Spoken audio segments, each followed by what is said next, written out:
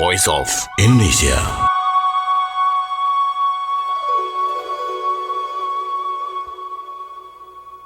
Voice of Indonesia dari Indonesia untuk Dunia. Pendengar, berjumpa lagi bersama kami Halo Diaspora. Di kesempatan kali ini kita akan berbincang seputar event salah satunya yang akan digelar oleh Indonesian Diaspora Network Global atau IDN Global, yakni Japanese Diaspora Event kelima ya, yang mana event ini merupakan tempat berkumpulnya para diaspora Jawa dari seluruh dunia. Dan saya sekarang sudah kehadiran tamu, Bapak Indrata Kusuma Priyadi. Beliau adalah Vice President Networking Development IDN Global. Pak Indrata, selamat bergabung di Voice of Indonesia. Selamat pagi semuanya. Apa kabar Pak? Baik ya Pak ya? Baik, alhamdulillah. Dengan senang hati. Ya, senang hati sekali juga saya bisa bersama Bapak di studio. Dan biasanya kita by Zoom ya Pak ya, tapi kali ini bisa bertatap muka langsung. Iya. Dan ada yang menarik, pagi ini Pak Indrata mengenakan kaos. Di sana ada gunungan ya Pak ya? Iya. Ada gunungan, terus tulisannya Japanese Diaspora Event. Itu yang keempat Pak ya? Iya. Ngumpul ke balung pisah. Ya, nanti yang kelima. Ya. Tadinya saya juga mau pakai blangkon sama batik, ini sudah. Nah, ini menarik nih. Ya, jadi mungkin bisa langsung saja kita ngobrol ya Pak ya? Iya. Tentang event Japanese Diaspora Event kelima untuk tahun ini. Mungkin boleh diperkenalkan dulu Pak kepada pendengar mengenai event ini yang akan digelar ya, pada Juni ya Pak ya, 12 sampai 18 Juni 2023. Nah, Pak. Baik, saya mungkin cerita dulu tentang Japanese Diaspora Network itu sendiri. Kita adalah kegiatan kita dari bottom up ya, dari kita komunitas-komunitas Jawa yang ada di seluruh dunia. Berawal dari tahun 2007. Ketika awalnya sih sebenarnya gini, bermula dari saya ketika saya itu berdiaspora ke Amerika Pak. Saya waktu itu dapat kerjaan di Ritz-Carlton di Palm Springs, California. Tapi menunggu itu saya ada kerja dulu di restoran Indonesia di LA Pak. Nah pada waktu itu saya sebagai waiter, tiba-tiba di ujung itu ada orang kulit hitam. Saya pikir orang negro, orang di sana ya, African American di sana. Duduk di ujung, melambaikan tangan, memanggil saya. Terus dia begitu saya mendekat, dia bilang, Dek mreneo, aku iki dudu wong Jawa, tapi aku iso ngomong cara Jawa. Dek kesinilah, saya itu bukan orang Jawa tapi saya bisa bahasa Jawa. Orang kulit hitam, saya bilang, wih di LA orang hitam gitu kan. Saya langsung merinding, saya cerita ini merinding selalu kalau gitu ya. Terus tiba-tiba saya bilang, loh kowe iki wong endi, kamu itu orang mana? Aku iki wong Ireng Suriname. 2000 itu. Saya begitu itu kaget, waduh 2000 ternyata ada. Soalnya ya, saya merasa bahwa kita orang Jawa yang di Pulau Jawa atau di Indonesia ini banyak yang kadang malu berbahasa Jawa atau udah lupa dengan budaya Jawa, lebih menyerap budaya asing. Ini orang hitam dari Suriname yang jauh-jauh. Nah itu berawal dari situ tahun 2007 saya, ini cerita ya sekalian ya. 2007 saya kerja di Kanada, pindah dari Amerika ke Kanada 2003, terus kemudian 2007 saya kerja di sana, kerja di accounting sebuah hotel dan kasino. Saya di corporate-nya, terus kemudian saya kerja di belakang. Saya lagi buka Friendster tuh, kan sosial media sebelum FB. Nah terus begitu melihat itu anak buah saya yang orang Kanada bilang, Indra, Friendster, so Asian, Asia banget lo, dibilang gitu kan. Waduh, maksud lo apa? So what? Dibilang kan. Dia nunjukin, indong Facebook. Beralih saya nyoba lihat Facebook, ada fitur grup. Ya, disitulah. Tanggal 14 September 2007, saya bikinlah grup Javanese Wong Jawa in the Universe. Langsung bikin grup ya? Bikin grup. Saya pertama buka gitu, saya kenal mungkin bulan Juli, Agustus, September saya lihat, oh ada fitur grup, saya bikin. Ternyata setelah itu, dari anggota-anggotanya ada yang bikin di Malaysia, Singapura, Suriname, dan yang lainnya di Kaledonia. Hanya kita berkumpulnya dunia maya dulu. 2008 saya pulang ke Indonesia. Kemudian saya bilang, waduh gimana kalau kita bikin buku nih tentang kita. Ternyata banyak sekali kita gitu kan. Nggak sempat nggak jadi. Akhirnya 2013 mulailah saya berinteraksi secara fisik ketemu dengan Singapura, Malaysia. Tapi tadi di Facebook itu aktif juga setiap hari, setiap saat. Aktif sekarang karena sudah mulai pakai yang lain ya medianya di situ, tapi tetap banyak sekali. Ngobrol gitu. Oh masih komunikasi kegiatan kita ini pun saya sharekan ke hampir 30-an atau ada di ini. Di Malaysia sendiri ada anak Jawa Selangor, anak Jawa ini ada banyak sekali ya. Suriname dan lain-lain. Ini the beauty of social media ya. Pada waktu itu yang belum kita kenal Instagram dan TikTok dan lainnya, ternyata Facebook itu dan disitulah saya melihat the beauty of that. Kita nggak bisa melewati bahwa sekarang pun RRI tidak cuma dengan itu ya, streaming ada apa semuanya lengkap kan. Karena memang itu the beauty of that. Saya merasakan keuntungannya dan kami masyarakat Jawa, komunitas Jawa sedunia itu terbantu oleh itu. Itu cerita awalnya. Nah dari situ ketika kenapa cerita Javanese Diaspora event ini, ketika kita ketemu, awalnya adalah saya ketemu itu 2013 bulan Juli. Itu acara punggahan di Jawa juga, di Indonesia bukan cuma orang Sunda, Jawa juga gitu kan. Punggahan sebelum puasa itu bulan Juli tahun 2013 saya diundang 60 orang Jawa Malaysia ngumpul di Melaka, Kampung Tihil. Nah, Pak Samsuri Majid itu mantan penyiar RTM juga, Radio TV Malaysia. Dia punya rumah, ada penginapan itu. Kita diundang ke sana. Nah, disitulah saya baru tahu, oh ternyata mereka banyak orang Jawa di sana yang lahir besar, bukan yang sekarang PMI atau TKI, bukan. Mereka memang lahir besar dari itu sejak sebelum kemerdekaan kita. Nah, mereka ternyata sangat militan dan disitulah mulainya saya berinteraksi yang benar-benar secara fisik dan saya begitu kagum, ternyata banyak yang kita tidak tahu.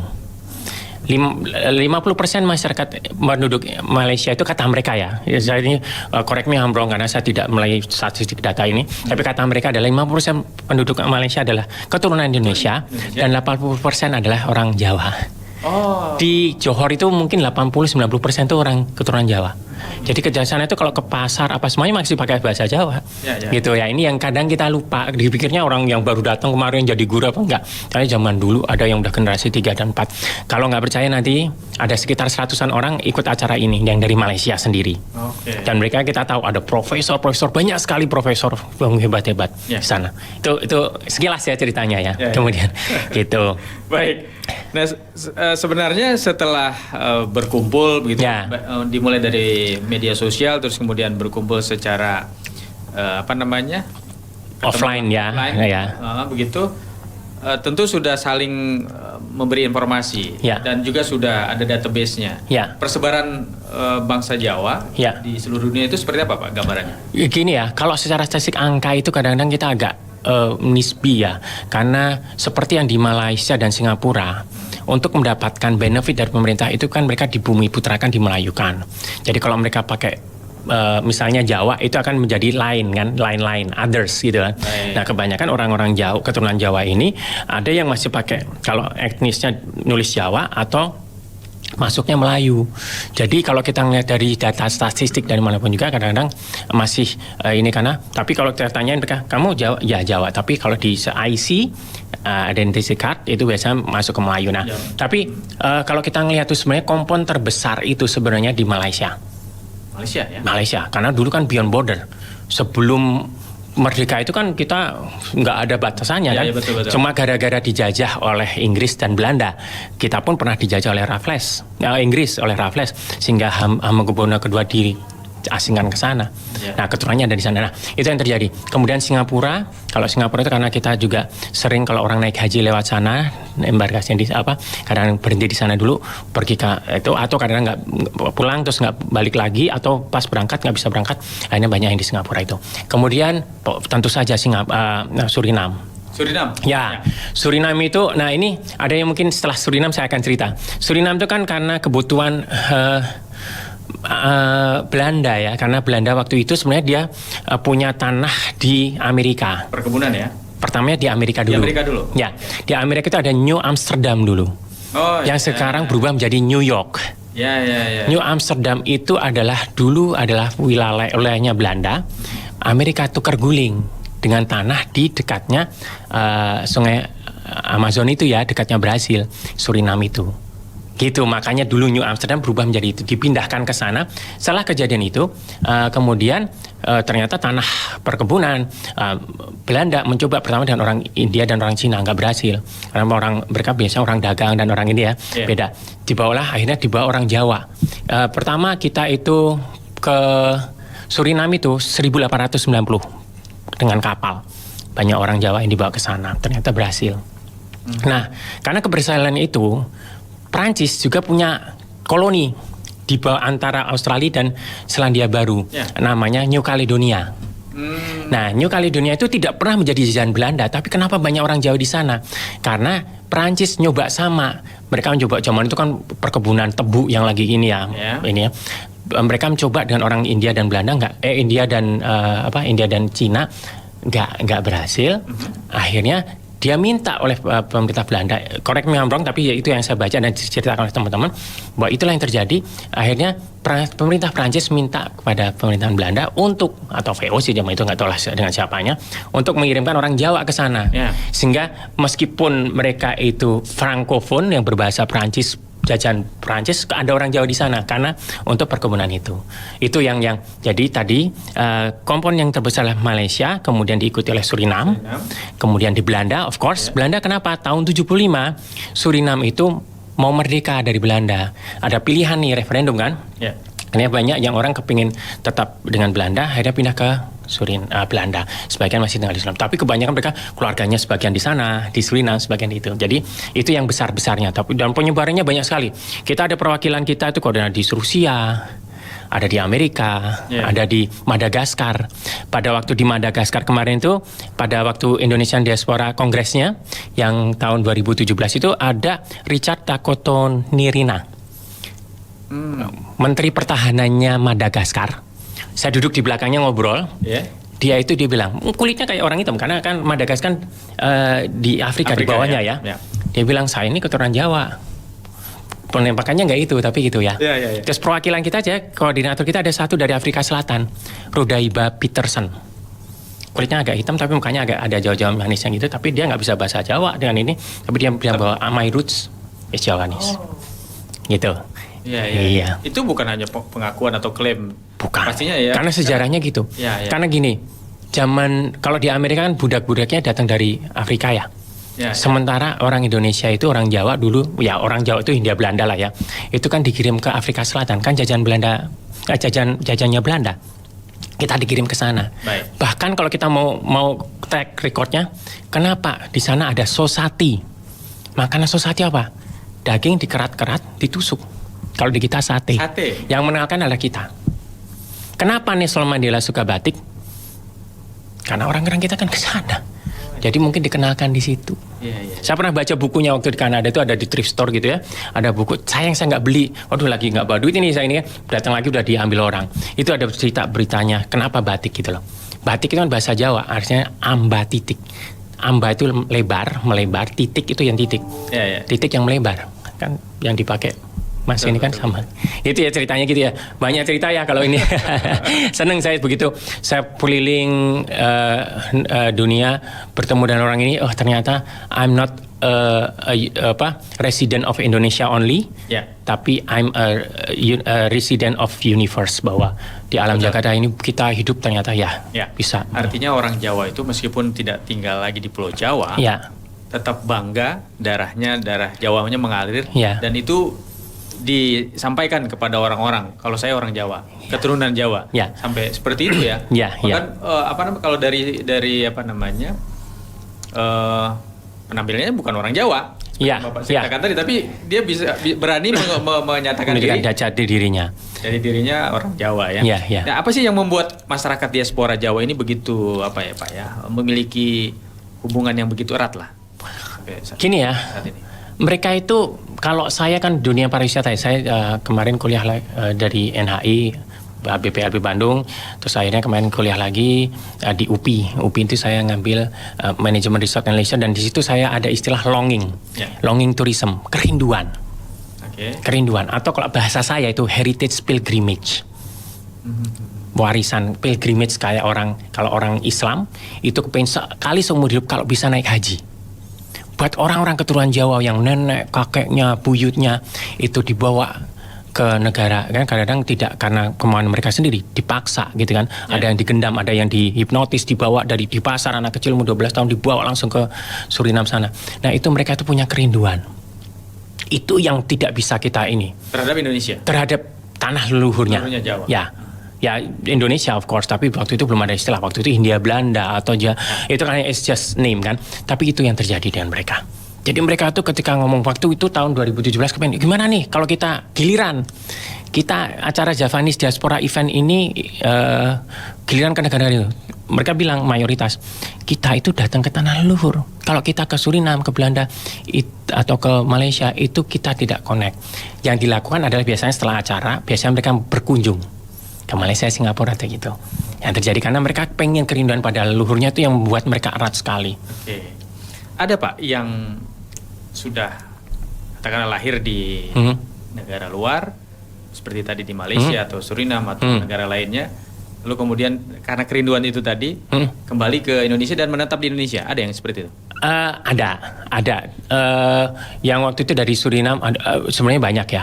Tapi gini, kadang-kadang kita tuh bahkan kesalahan quote in quote ya di teman-teman di organisasi diaspora yang ada nih, yang terutama yang afiliasi di Indonesia ya, itu mereka banyak yang kepengen memperjuangkan. Itu bagus buat orang Indonesia yang masih punya label Indonesia, dan juga dari pemerintah nih yang mungkin ini masukan bahwa kadang-kadang mereka itu sebagai orang keturunan Jawa, mereka akan militan menyatakan bahwa mereka keturunan Jawa. Tapi ketika mereka saya kasih kewarganegaraan Indonesia, give up karena Indonesia hanya satu, give up your nationality, mereka nggak mau. Mereka adalah misalnya orang Malaysia, saya orang Malaysia, tapi saya orang Jawa Malaysia. Saya orang Belanda. Kalau dikasih orang Indonesia, ada nggak? Tapi ketika banyak yang orang-orang yang memang dekat, generasi kedua, generasi satu, mau. Itu yang terjadi. Jadi bukan menghilangkan nasionalisme, tapi mereka itu karena tadi beyond borders. Jadi kadang-kadang mereka, tapi ada banyak juga yang tinggal di sini. Yang kebanyakan adalah mereka tuh kepengen punya properti di sini dan kepengen meninggal. Ada yang kepengen meninggalnya di sini. Kepengen bagaimana investasi membantu. Bukan urusan untuk secara ekonomis mereka akan menguntungkan negaranya, tapi untuk membantu tanah leluhurnya. Yang paling banyak dilakukan adalah mereka setidaknya itu mereka memberikan donasi pada sini. Pada waktu Lebaran, pada waktu kurban itu Malaysia, Singapura, saya sering kadang-kadang dititipi juga oleh mereka. Tiba-tiba ada rekening saya 25 juta masuk, tiba-tiba wah jadi kaya saya kan ya. Begitu saja tiba-tiba ada WA, Mas titip ya, ini untuk diberikan untuk puasa, untuk ini berikan sapi gitu ya. Kadang-kadang sapi itu yang kalau yang Malaysia, Singapura kirim ke Jawa Timur, Pacitan, sering tuh. Gitu ya? Itu yang terjadi. Yang tidak ada di data BPS atau apapun juga karena mereka mau ya. Itu kontribusi apa ya, rasa asih mereka lah ya, untuk tanah leluhurnya ya. Luar biasa. Tentu ini diakomodir ataupun diorganisir oleh IDN ya. Kalau saya sendiri gini, saya di IDN, Indonesian Diaspora Network Global, itu saya sebagai Vice President Network Development. Kemudian saya di Javanese Diaspora Network Ngumpul Ki Balong Pisah Foundation Yayasan, saya sebagai chairman-nya, jadi ketuanya. Jadi saya mau membawai dua nih. Jadi kalau untuk Javanese Diaspora sendiri saya sebagai pimpinannya untuk dia ini. Kalau Indonesian Diaspora Network Global saya sebagai Vice President. Melalui dua ini kita kalau ada itu biasanya disalurkan. Kadang-kadang ada bencana, membantu ya gitu ya. Jadi yang ini ya the beauty of that, karena ya memang kita currency exchange kita di bawah, tapi justru kelebihannya secara finansial mereka akan dengan angka kecil pun bisa membantu sangat besar sekali buat kita. Nah ini yang banyak. Betul sekali. Jadi barangkali tidak hanya finansial juga, tapi sumbangsi pemikiran juga. Itu juga disumbangkan untuk Indonesia. Kadang pada misalnya kita tuh waktu JDE yang ketiga itu, kita memang acara salah satu datang ke sekolah-sekolah. Ya, mereka memberikan ini. Kadang-kadang mereka memberikan workshop. Ada yang workshop di Indonesia ini. Ada teman-teman kita yang scholar di Belanda, di Singapura. Itu kadang-kadang datang ke sini untuk memberikan pengajaran apa. Dan pada waktu yang di JDE 3 itu kita ke sekolah-sekolah hanya membuka wawasan anak-anak bahwa yuk keluar, kalian coba bekerja di luar tuh banyak saudara di sana, nggak usah takut karena bisa menjadi orang berhasil. Tidak harus di tanah kita sendiri bisa berhasil. Dan itu sangat membuka wawasan buat mereka semuanya. Itu kadang-kadang gitu ya, kadang-kadang triggering people to develop, itu yang kita ini. Jadi Pak Indra, di Javanese Diaspora Network ini tidak hanya melulu bicara tentang kejawaan ya? Tidak. Kita memang bersepakat bahwa kita itu tidak menjadi yayasan atau perkumpulan yang bersifat primordial kesukuan kedaerahan. Karena contoh aja, salah satu, kita ada beberapa koordinator di Belanda, yang Javanese Belanda itu, ada Pak Nurman Pasaribu. Baik. Itu koordinator kita adalah putra dari Bapak Pasaribu itu yang bikin lagu Andika Bayangkari. Beliau pindah ke Suriname, terus Pak Nurman itu putranya menikah dengan orang Jawa Suriname dan akhirnya menjadi militan membantu kita. Ya gitu, jadi kita tidak mau ke kedaerahan. Saya sendiri sebagai orang Jawa, juga istri saya orang Sunda gitu kan. Yang pertama dulu orang Batak gitu kan ya. Yang apa, jadi kalau kita itu menjadi sempit ya, kita tidak. Siapapun juga yang mau dengan budaya Jawa, karena kita lebih mengangkat Jawa itu bukan sebagai kesukuan, tapi Jawa itu sebagai rasa, jiwa dan rasa. Jadi kalau jiwa rasanya Anda merasa nyambung, contohnya besok nih udah berapa kali datang pada acara ini, ada 2 orang ya di Singapura, namanya nama India, satunya nama Cina, ya karena orang itu orang Chinese, orang India, tapi sangat tertarik dan selalu ikut. Kita contohnya yang di luar dari ini ya, kalau Pak Nurman kan masih istrinya orang itu, kalau ini benar-benar pure, tapi mereka sangat tertarik. Terbuka berarti ya? Terbuka gitu. Tadi ada orang bersuku Batak juga bisa masuk. Ada, itu kan tadi kan ada ya. Yang selalu ikut itu yang dari Kaledonia Baru, namanya Pak Jintar Tambunan. Baik. Baik Pak, kembali ke event yang akan digelar oleh Javanese Diaspora Network. Ya.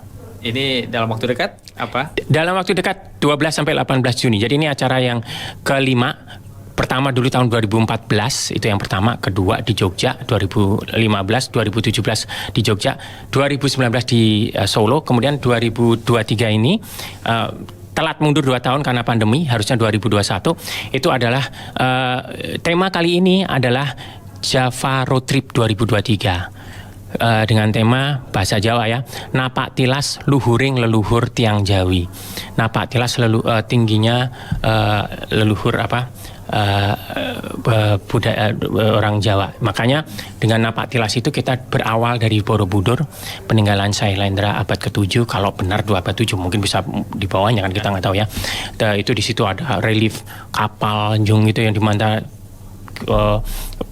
Eropa aja baru menjajah dengan kapal itu kan baru tahun abad berapa ya gitu. Jadi itu begitu besarnya. Setelah itu kita ke dialog dengan Paku Alam, kemudian dengan Sultan, nanti ada dinner bersama Sultan. Kemudian di situ juga akan diadakan penganugerahan Javanese Diaspora Award yang tahun 2023. 2019 kita berikan pada 3 orang, Ibu Waljinah 2019 ya, terus Pak Ki Mantep Sudarsono sebelum meninggal ya beliau. Kemudian yang ketiga adalah kru film Malaysia berbahasa Jawa pertama. Sebelum ada film Yo Wis Band yang di Indonesia, itu sudah ada film Malaysia berbahasa Jawa. Judulnya Sugih. Mereka datang, dan 2023 ini salah satu pemain pelakonnya film Sugih akan ikut acara kita. Nah ini bagus, RRI nanti bisa diwawancara itu ya. Nah itu kemudian itu 2000. Kalau tahun ini masih dirahasiakan?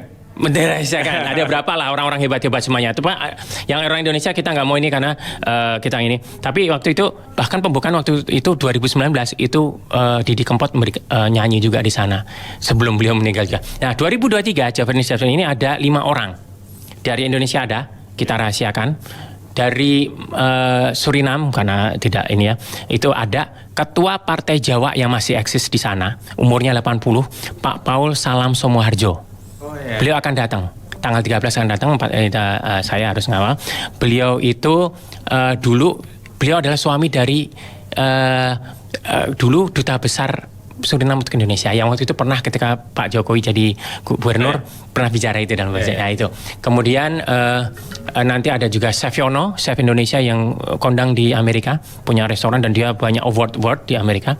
Kemudian ada Datuk Profesor Sukiman Sarmani, beliau adalah cendekia di Malaysia, pernah menjadi rektor di salah satu universitas ternama di sana dan pernah jadi deputinya Mahathir Mohamad.